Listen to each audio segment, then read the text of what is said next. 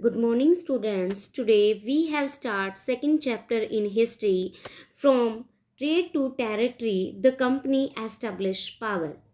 व्यापार से साम्राज्य तक कंपनी की सत्ता स्थापित होती है। अब यहाँ पर जो कंपनी बताई गई है वो ईस्ट इंडिया कंपनी जो कि इंग्लैंड से है और भारत में व्यापार करने के लिए आती है। ईस्ट इंडिया कंपनी भारत कैसे आई और कब वो भारत की कर्ता धर्ता बन गई, वो सारी चीज़ें हम इस चैप्टर में डिस्कस करेंगे। आगे बढ़ते हैं और शुरुआत करते हैं औरंगजेब से। औरंगजेब लास्ट पावरफुल रूलर कहे जा सकते हैं मुगल डायनेस्टी के, क्योंकि जब तक इन्होंने भारत के ऊपर राज किया तब तक जो रीजनल किंगडम थे वो अपनी पावर को नहीं बढ़ा पाए। लेकिन जैसे ही 1707 में औरंगजेब की मृत्यु हो जाती है, वैसे ही जो जमींदार हैं और जो मुगल सूबेदार जो थे वो अपनी पावर दिखाना शुरू कर देते हैं। इसके साथ साथ जो ईस्ट इंडिया कंपनी है वो भी भारत में व्यापार करने के लिए अपना इंटरेस्ट दिखाने लगती है। आगे बढ़ते हैं और बात करते हैं ईस्ट इंडिया कंपनी की कि जो ईस्ट इंडिया कंपनी थी वो भारत कैसे आई, किस तरीके से उन्हें परमिशन मिली भारत में व्यापार करने के लिए। यहाँ पर इन 1600 the east India company acquired a charter from the ruler of England, Queen Elizabeth I।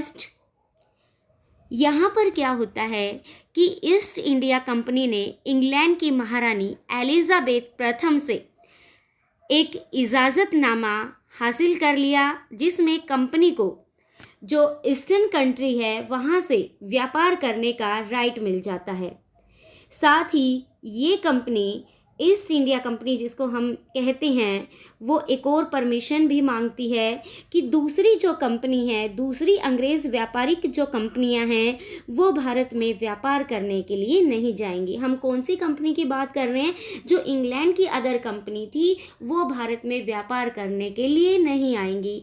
सिर्फ इंग्लैंड की एक ही कंपनी आएगी ईस्टर्न कंट्री में व्यापार करने के लिए और वो कंपनी होगी ईस्ट इंडिया कंपनी। इसी ईस्ट इंडिया कंपनी को क्या फ़ायदा होता है कि उनका जो एक कंपटीशन होता है दूसरी कंपनियों के साथ, ऐसा उनको कोई भय नहीं होता। अब वो फ्री माइंड से ईस्टर्न कंट्री से व्यापार कर सकते थे और बहुत ज़्यादा मुनाफा कमा सकते थे।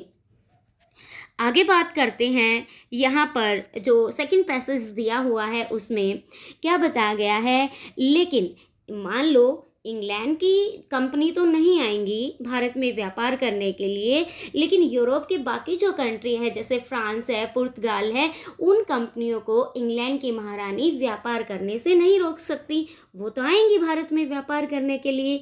तो इस तरीके से जैसे पुर्तगाली थे, उसके बाद डच और फ्रांसीसी भी भारत में व्यापार करने के लिए आ गई। इससे क्या हुआ कि जो चीज़ें ईस्ट इंडिया कंपनी खरीदना चाहती थी वो चीज़ें फ्रांस, डच और पुर्तगाली भी खरीदना चाहते थे।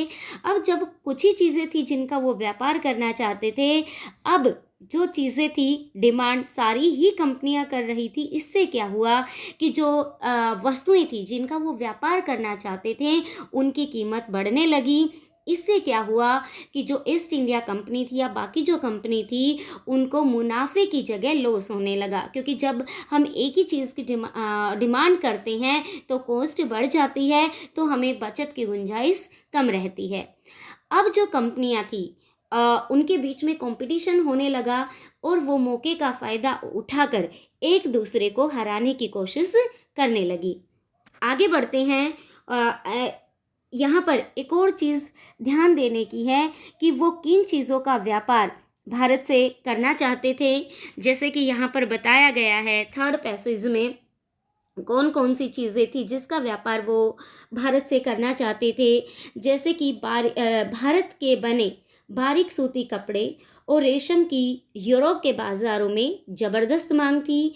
इसके अलावा काली मिर्च, लौंग, इलायची और दालचीनी की भी जो यूरोप है वहाँ पर काफ़ी डिमांड थी। जितनी भी कंपनियाँ आई वो भारत से यही चीज़ें खरीदना चाहती थी, जिससे कंपटीशन और भी ज़्यादा बढ़ गया। आगे बढ़ते हैं और बात करते हैं